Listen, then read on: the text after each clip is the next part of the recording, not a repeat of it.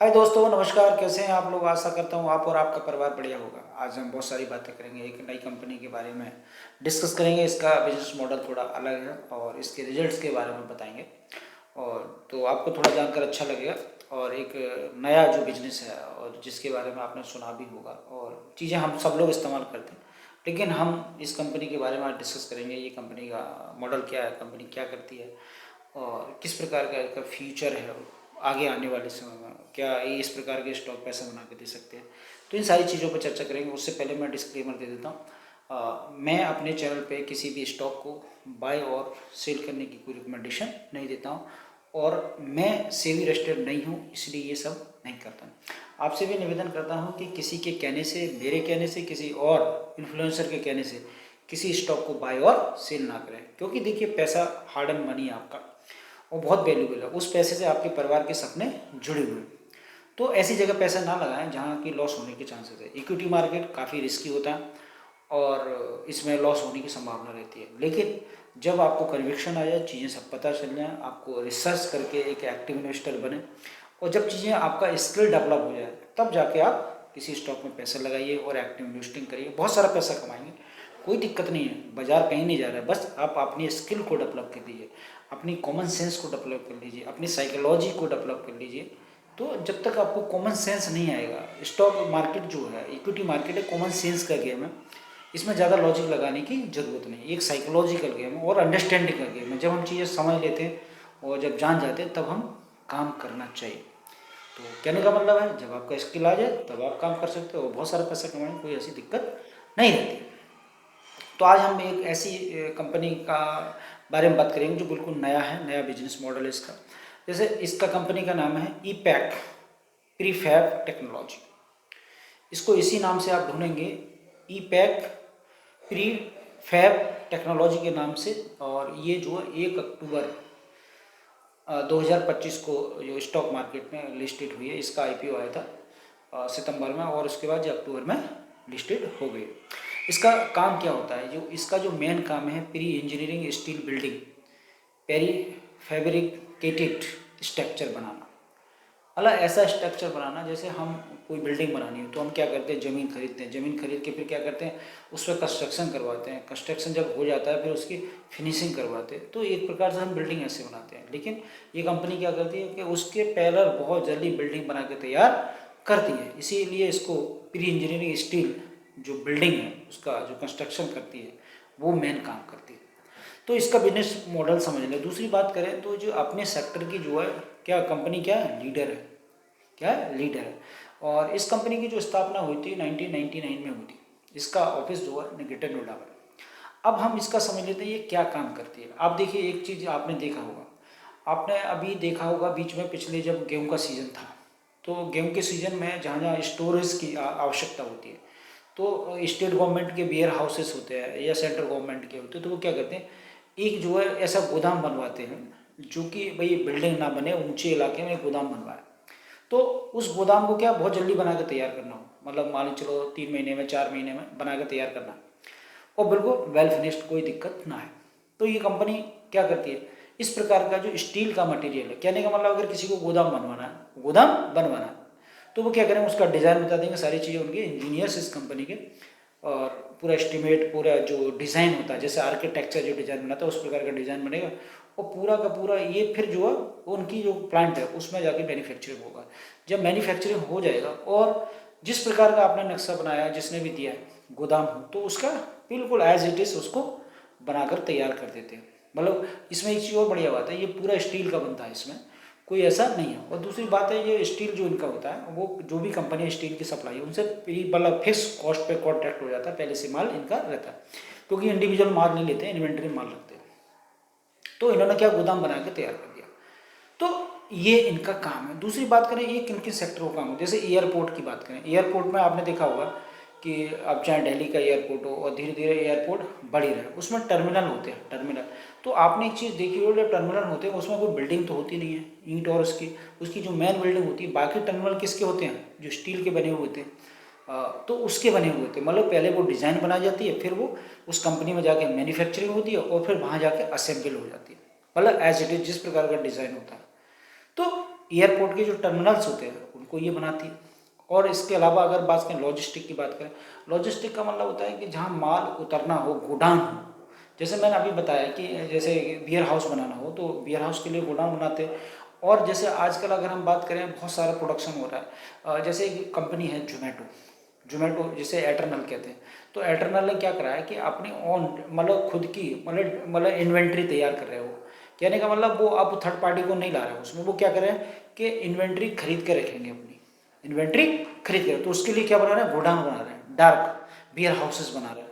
तो ये कंपनी इस प्रकार के जो मतलब बियर हाउसेस बनाने का काम करती है। मतलब जोमेटो ने कहा कि हमें इस प्रकार का गोडाउन चाहिए, तो उन्होंने सही ऐसा नक्शा हुआ, वो पास हो गया। और पास होने के बाद क्या हुआ, उन्होंने ऑर्डर दे दिए। ऑर्डर दे दिए उन्होंने 3 महीने में 4 महीने में इन्होंने क्या करा कि उसको मतलब बना लिया, वहाँ कंपनी में बन गया, मैन्युफैक्चरिंग हो गई और आके उसको इंस्टॉलेशन कर दिया। तो अब अगर जोमेटो की बात करें तो जोमेटो में देखें आप तो 2027 तक 2700 इनको गोडाउन बनाने पूरे। इस वाले क्वार्टर में इन्होंने 172 के लगभग गोडाउन बनाए। तो इस प्रकार की जो कंपनी जिनको लॉजिस्टिक में मटेरियल रखना हो या जो इन्वेंट्री रखनी हो तो उनके लिए गोडाउन बना के दे। तो लॉजिस्टिक की बात करें तो लॉजिस्ट में इस प्रकार के गोडाउनों की आवश्यकता होती है। तो इस प्रकार की कंपनियां इस कंपनी को ऑर्डर देती हैं और अपना काम करवाती हैं। दूसरी अगर हम बात करें इनका रेलवे की, तो रेलवे में आपने देखा प्लेटफॉर्म बनते हैं। प्लेटफॉर्म आपने देखा वो मतलब जमीन तो जो सीमेंटेड होती है उस पर जो पिलर लगते हैं, उसकी जो छत लगती है साइड में, आपने देखा होगा। तो इस प्रकार की चीज़ें क्या होती है, पहले डिज़ाइन तैयार करा जाता है और डिज़ाइन तैयार करके फिर क्या उसको एक प्रकार से आर्किटेक्चर नक्शा खींच दिया और डिज़ाइन अप्रूवल हो गया और उसके बाद कंपनी को ऑर्डर हो गया। जब कंपनी को ऑर्डर हो जाता है तो क्या होता है, कंपनी उसको अपने यहाँ मैन्युफैक्चरिंग करती है और जब वो बन के तैयार हो जाता है उसको इंस्टॉलेशन कर देती है। तो भारत में देखें तो इंडिया में जो रेलवे है उस पर बहुत सारे प्लेटफॉर्म अभी ऐसे हैं जो कि बिल्कुल मतलब इनके ऊपर छत नहीं है, तो इसको कवर किया जा रहा है क्योंकि मौसम खराब होता है, ठंड है, बरसात है, तो इस प्रकार की चीज़ें अभी इसमें हो रही। एक चीज़ और बता दूं, इसका जो 90% बिजनेस है प्राइवेट सेक्टर के साथ होता है, ये बात समझ लीजिए। वो केवल मात्र 10% ऐसा बिजनेस है जो गवर्नमेंट के साथ काम करते हैं। क्योंकि गवर्नमेंट में होता क्या है कि गवर्नमेंट में पैसा जो पेमेंट है ना वो टाइम से नहीं मिलता है और प्राइवेट सेक्टर में पैसा पहले से मिलता है। दूसरी एक चीज़ बता दूँ, ये कंपनी हर स्टेज पे पैसा लेती है। कहने मतलब जब आपने कोई कॉन्ट्रैक्ट दिया तो 10% उस समय ले लीजिए आपसे, जब उसका कॉन्ट्रैक्ट इतना पूरा हो चुका है तो पैसा ले लीजिए। तो कहने का मतलब जब इसका इंस्टॉलेशन आता है तब तक ये मैक्सिमम पैसा अपने पास ले लेती है और जब इनका फाइनल होता है फाइनल पेमेंट हो जाता है। तो कहने का मतलब हर स्टेज पे पैसा लेती है कंपनी, एडवांस लेके चलती है। क्योंकि एडवांस नहीं लेगी तो अगर ऐसा तो नहीं है कि हमने माल बना के लगा दिया और फिर जो है पेमेंट हो रहा है 6 महीने बाद, तो ये इसकी पॉलिसी है, ये बढ़िया। तो एक तो ये बात होगी। दूसरी बात करें हॉस्पिटल की, हॉस्पिटल में आपने देखा बिल्डिंग बन जाती है और बिल्डिंग बनने के बाद भी बहुत सारी ऐसी चीज़ें होती हैं उनका जिसमें उनको मतलब अलग से ऐसी चीज़ें बनानी हो जो कि बहुत जल्दी बनाना हो। मतलब बिल्डिंग तो बन गई लेकिन हॉस्पिटल को बहुत जल्दी रन करना। जैसे हम बात करें अभी जैसे इथार्थ हॉस्पिटल की बात है, 2 हॉस्पिटल इनके लॉन्च हुए। तो इस प्रकार के जो हॉस्पिटल है वो भी इनको कॉन्ट्रैक्ट देते हैं और इससे उन्हें वो अपना इनसे काम करवाते हैं और इससे क्या जो बिल्डिंग है स्टील की मतलब बिल्डिंग है वो बन के तैयार हो जाती है और वो बढ़िया से काम करती है। तो बहुत सारी चीज़ें होती हैं। आपने देखा वो हॉस्पिटल के आगे पार्किंग हो गई और बहुत सारे शेड बन गए जिसमें पेशेंट को बैठाना हो, तो इस प्रकार की चीज़ें बनवाते। इसके बात करें एग्रीकल्चर सेक्टर में देखें तो एग्रीकल्चर सेक्टर का मतलब जहाँ मंडी समिति है, तो मंडी समिति में क्या होता है वहाँ भी तो इसी प्रकार की चीज़ें होती हैं। तो मंडी समिति में आपने देखा बिल्डिंग नीचे ज़मीन पर होती है, बाकी उसके बना के तैयार हो जाता है सब, क्या वो स्टील का होता है और सारी चीज़ें इंफ्रास्ट्रक्चर बनकर तैयार होता है। आपने देखा होगा मंडी में जाएंगे देखेंगे।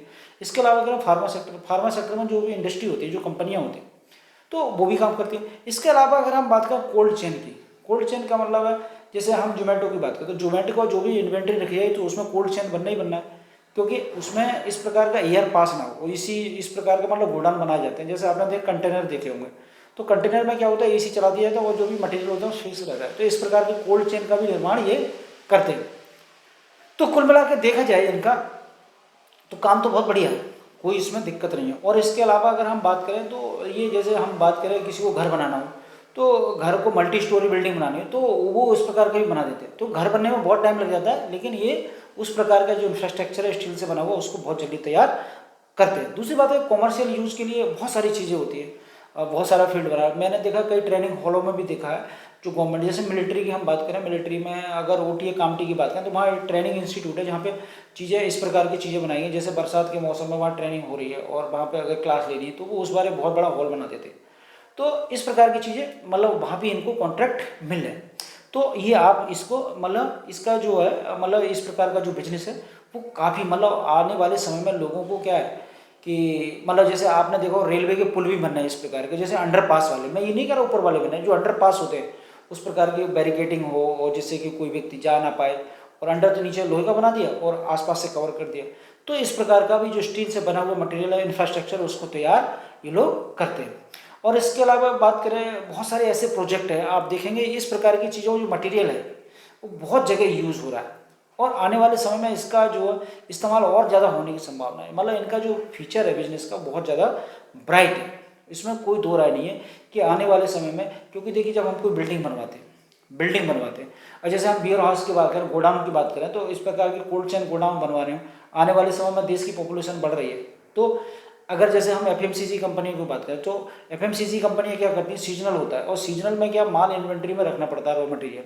तो इस प्रकार के गोडाउन बनाने का आने वाले बहुत सारा इनका फ्यूचर मतलब ब्राइट है, इसमें कोई दो राय नहीं। तो ये इनका बिजनेस मॉडल है। दूसरी मैंने बता दिया कि पैसे का जो कैश का है वो हर स्टेज में पहले लेते हैं 10%, फिर बीच में ले लेते हैं, फिर जो फाइनल होता है उस तक पैसे लेते हैं। और 90% इनका जो क्लाइंट है प्राइवेट सेक्टर के हैं। तो चाहे जो बड़े बड़े प्लेयर्स हैं और वो भी हैं इसमें, चाहे ऑटोमोबाइल हो, चाहे मतलब कोई भी हो। ऑटोमोबाइल में जाएंगे, जैसे आपने देखा होगा जिनके सर्विस सेंटर होते हैं, तो सर्विस सेंटर क्या उनका जो मेन होता है वो भी क्या है, इस प्रकार का इंफ्रास्ट्रक्चर होता है जो कि स्टील पर खड़ा होता है, चाहे उसमें उनका वर्कशॉप हो, कुछ भी हो। और दूसरी बात करें, जो फैक्ट्रियाँ होती हैं, आपने देखा होगा फैक्ट्रियों का इंफ्रास्ट्रक्चर कोई उसका बना हुआ तो होता नहीं सीमेंटेड, वो प्लेटफॉर्म नीचे मिट्टी और लोहा होता है, बाकी पूरा इंफ्रास्ट्रक्चर स्टील पर खड़ा हुआ होता है। तो आप जिस बड़ी बड़ी फैक्ट्रियाँ देख लो, ग्रेटर नोएडा में देख लो, बहुत सारे जो मतलब जो नॉलेज पार्क है उधर देख लो। तो इस प्रकार की चीज़ें, इसका बिजनेस मतलब कहने का मतलब इस प्रकार का इसका बिजनेस ये काम करते हैं। तो आशा करता हूँ कि ये आपको बिजनेस मॉडल समझ में आएगा, और अपने सेक्टर की क्या है, ये लीडर है कंपनी। जब लीडर है तो ये बात आपको समझ गए कि किस प्रकार की कंपनी है। अब हम इनकी बात कर ले कि ग्रोथ की और रिजल्ट की बात करें, और इनको जो बहुत सारे ऑर्डर लगातार मिलते रहे। अभी इनका कौन कॉल आया है, कौन कॉल में भी कुछ सारे ऑर्डर हैं। और इनको एक चीज़ बता दूँ जी, कैपेक्स भी बहुत तरीके से करें। और एक चीज़ बता दूँ, इनका जो इनकी कैपेसिटी है यूटिलाइजेशन की, जो भी इनके प्लांट हैं उनमें 90% तक ये अपनी कैपेसिटी को यूज़ कर रहे हैं। अब बचा इनका 10%। तो 10% का जो कैपेक्स मतलब करने का जो इनका, ऐसे कहते हैं ब्राउन फील्ड का मतलब है जो प्लांट इनके पहले से चल रहा है उनका और विस्तार करने की कोशिश कर रहे हैं, जिससे कि और मैक्सिमम प्रोडक्शन किया जा सके। तो ये ब्राउन फील्ड भी कर रहे हैं। और दूसरी बात करें ग्रीन फील्ड का मतलब होता है एक नया प्लांट बैठा रहे हैं, जिससे कि मान लो चलो 90% यहाँ प्लांट का यूज हो रहा है मैन्युफैक्चरिंग करने के लिए, और एक नया प्लांट बैठा रहता है। नया प्लांट बैठाएंगे तो इनकी कैपेसिटी और मतलब एक प्लांट में 100% प्रोडक्शन करें और दूसरे में 100, तो मिलाकर 200% हो गया। तो मतलब इनका ऑर्डर बुक जो जितना आएगा और ज़्यादा कैपेक्स करेंगे। तो 150 करोड़ का ये कैपेक्स करने वाले हैं आने वाले समय में। और FY26 Q4 FY26 तक ये कर देंगे। और आने वाला और भी है जो FY26 का Q4 होगा 27 का, वो वहाँ तक ये 150 करोड़ का पूरा कैपेक्स इनको करना है। इनके 2 प्लांट हैं, एक तो राजस्थान में और एक जो है आंध्र प्रदेश में, चेन्नई से 52 किलोमीटर के आसपास है। तो इनमें ये काम बहुत तेज़ी के साथ इनका चल रहा है और ये कैपेक्स होने वाला है। और दूसरी बात करें इनकी जो कैपेसिटी है ब्राउन फील्ड की जैसे 28,000 टन का है इनका प्रोडक्शन, और इसको 32,000 टन करने की ये प्रयास कर रहे हैं। मतलब 32,000 टन हो जाएगा, ये इनका ब्राउन फील्ड हो जाएगा। और उसके जो ग्रीन फील्ड है उसका एक नया प्लांट बैठ जाएगा। और इन्होंने एक बात बहुत बढ़िया कही है, देखिए किसी कंपनी में जो रिटर्न ऑन इक्विटी होता है वो बहुत मेन होता है। रिटर्न ऑन इक्विटी में आपको पहले बता दूं कि जो कंपनी का इक्विटी होता है, कंपनी की टोटल एसेट होती है, वो जो मैनेजमेंट होता है उस पर कितना रिटर्न जनरेट कर रहा है, वो होता है रिटर्न ऑन इक्विटी। और दूसरा होता है रिटर्न ऑन कैपिटल एम्प्लॉय, ये भी बड़ा महत्वपूर्ण होता है। रिटर्न ऑन इक्विटी और रिटर्न ऑन कैपिटल एम्प्लॉय में अंतर क्या होता है? देखिए रिटर्न ऑन इक्विटी जो होती है, जो कंपनी की ओरिजिनल एसेट्स होती हैं, जो कि पब्लिक में भी है, और जो इसके शेयर होल्डर हैं, प्रोमोटर्स हैं, उनके पास जो शेयर हैं, उन मिला के बात करें तो टोटल इक्विटी है, टोटल एसेट कहलाती है। मतलब टोटल एसेट में काफ़ी चीज़ें, डेट भी होता है। तो डेट से पहले जो इक्विटी है उसका जो रिटर्न ऑन इक्विटी, उस पर जो कंपनी का बेस है उस पर कितना रिटर्न मिल रहा है, कितना रिटर्न जनरेट कर रहा है मैनेजमेंट, होता है रिटर्न ऑन इक्विटी।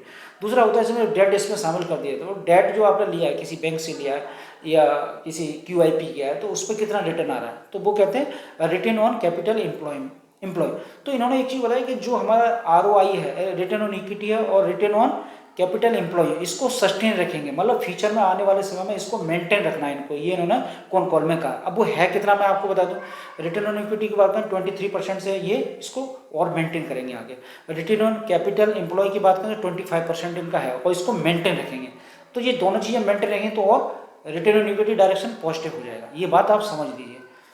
तो ये चीज़ें इनको मतलब काफ़ी कॉन्फिडेंस देते हैं। दूसरी बात का इनका जो मैनेजमेंट है बहुत ही कॉन्फिडेंस है। मैं हमेशा बताता हूँ अगर किसी कंपनी का मैनेजमेंट का गाइडेंस बहुत स्ट्रांग है तो वो कंपनी बहुत तेजी के साथ ग्रोथ करती है। अब इनका हम रिजल्ट की बात करें तो रिजल्ट की अगर बात करें तो इनका जो पैट है, पैट का जो ग्रोथ है, अगर हम इनकी टोटल ग्रोथ की बात करें तो रेवेन्यू ग्रोथ है इनकी 35%, मतलब 35.8% है, मतलब 36% के ईयर ऑन ईयर है इनका, ये आप समझ लीजिए। और अभी इनका क्या क्वार्टर अक्टूबर में तो इनका लिस्टिंग हुई है और देखिए कौन कौन उन्होंने पहले ही कर दिया, तो कितनी बढ़िया कंपनी है। अपना जो जो लेटेस्ट कॉर्पोरेट डॉक्यूमेंट है वो आपके साथ पढ़ने के लिए उपलब्ध है। आप स्टूडेंट में जाइए, वहाँ कंपनी का नाम टाइप करिए, वहाँ आपको कौन कॉल पीपीटी दोनों चीज़ में, वहाँ कौन कॉल लाइव सुनिए तो रिकॉर्डिंग भी अवेलेबल रहती है। तो ऐसा कोई चीज़ छुपी हुई नहीं है, हिडन नहीं है। तो देखिए बढ़िया कंपनी, बढ़िया कंपनी का मतलब मेरा ये नहीं है कि आप इसको स्टॉक को खरीद लो, नहीं, मैं एक जो पब्लिक डोमेन में जो चीज़ें मैं उसकी बात कर रहा हूँ। खरीदना नहीं खरीदना ये आपका व्यक्तिगत मैटर होता है, यहाँ हम चीज़ें डिस्कस कर रहे हैं। खरीदना नहीं करना रिकमेंडेशन नहीं है, मैं किसी स्टॉक को मैंने पहले बताया क्यों रिकमेंडेशन नहीं देता।